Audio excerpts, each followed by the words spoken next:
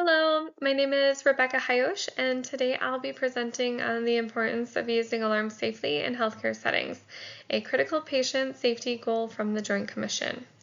In my experience as a registered nurse on inpatient units, alarms are everywhere, from fall prevention devices to monitors for vital signs. I've noticed that when alarms are missed or ignored, even briefly, patients can be placed at serious risk. So alarms are very important. Alarm management is not just about hearing a beep, it's about designing workflows, staffing patterns, and protocols that allow nurses to respond promptly. As you'll see in the literature and from my own experiences, the way we manage alarms directly impacts patient outcomes, staff workflow, and overall unit safety culture. So what is alarm management? Well, to put it simply, alarm management refers to the processes and strategies healthcare teams use to ensure that alarms on medical devices are recognized and responded to promptly. These alarms are essential in preventing patient harm from events such as falls, changes in vital signs, or equipment malfunctions. Research shows that alarm systems, when properly managed, do reduce adverse events. So for instance, Constantine et al. 2023 found that nurses reported constant vigilance due to frequent alarms, describing it as feeling on edge because other patient care tasks competed for my attention, quote unquote. In my practice, I've seen this firsthand. Balancing alarms, heart monitors, and infusion pump alerts can be so overwhelming. I think the key is having systems that allow nurses to prioritize alarms safely and efficiently, but also to kind of minimize them in a way that allows them to feel like they can still complete all of their other patient care tasks. Excuse my yawn. So background and safety strategies. One of the biggest challenges in alarm management is alarm fatigue. When nurses hear alarms frequently, many of which may be false or non-urgent, they can kind of become desensitized, delaying critical responses to crucial events. I've noticed this firsthand when I've taken I'm an inpatient nurse, but I've worked in the emergency department with medical boarders, and I think that the staff down there is just used to constant telemetry alarms dinging and constant call lights that sometimes I can tell that they've just kind of become numb to it and don't always, respond or kind of turn towards those alarms or go running to that bed alarm. So that you can kind of tell that in certain environments this can be worse than others. But it is very important for us to kind of be alert. So Stephen and Campbell 2024 highlighted that older patients with cognitive impairment often can become distressed by the constant alarms, which can inadvertently increase fall risk or agitation. And I have personally dealt with these very patients. I've cared for patients with dementia whose bed alarms are triggered multiple times per shift. And without careful management, these patients can become even more confused or agitated or anxious. And, it's an unfamiliar environment that they're in to start with. And then when you're coupling in things like alarms, that can add to kind of the messiness of the environment. So strategies to address these issues including adjusting alarm thresholds for individual patients, scheduling regular rounding to anticipate needs, providing clear communication and handoff protocols, and performing routine equipment checks can be super helpful. On my unit, implementing patient-specific alarm adjustments and using nursing huddles to review high-risk patients has significantly reduced unnecessary alarm noise while keeping patients safe. A few examples include, like, if we have a patient who maybe they have COPD, and so their oxygen saturation alarm probably can be adjusted because if they fall to that 88 to 89%, that's pretty normal for them.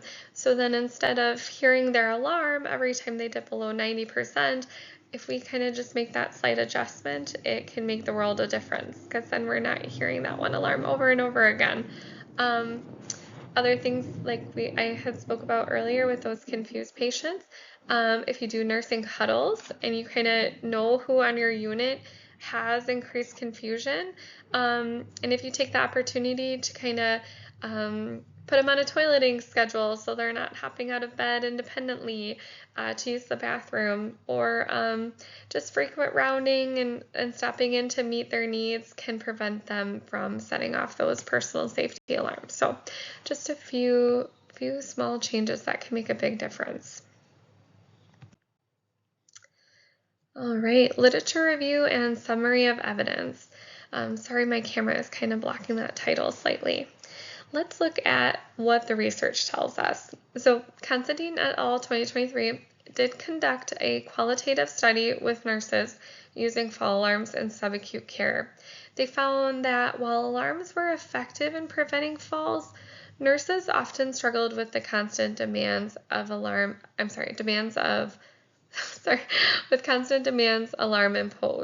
imposed.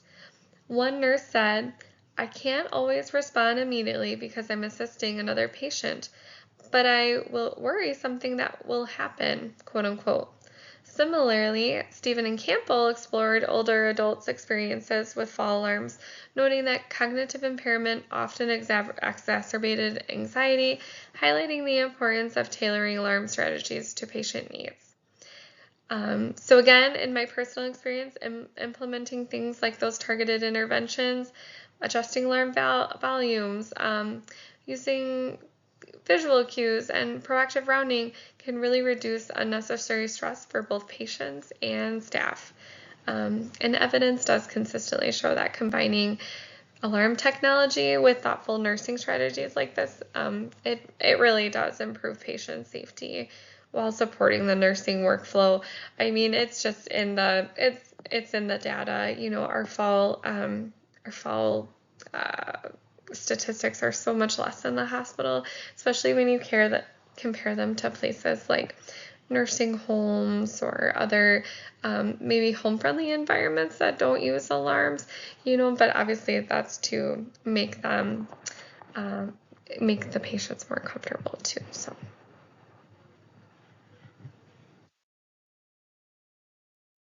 all right, implications for patients, work environments, and nursing practice.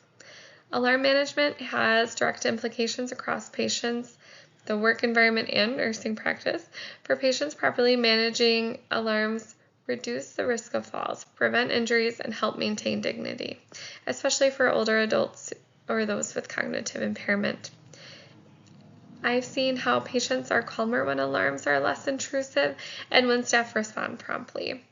For the work environment, reducing alarm fatigue improves staff morale, decreases distractions, and allows nurses to focus on high-priority tasks.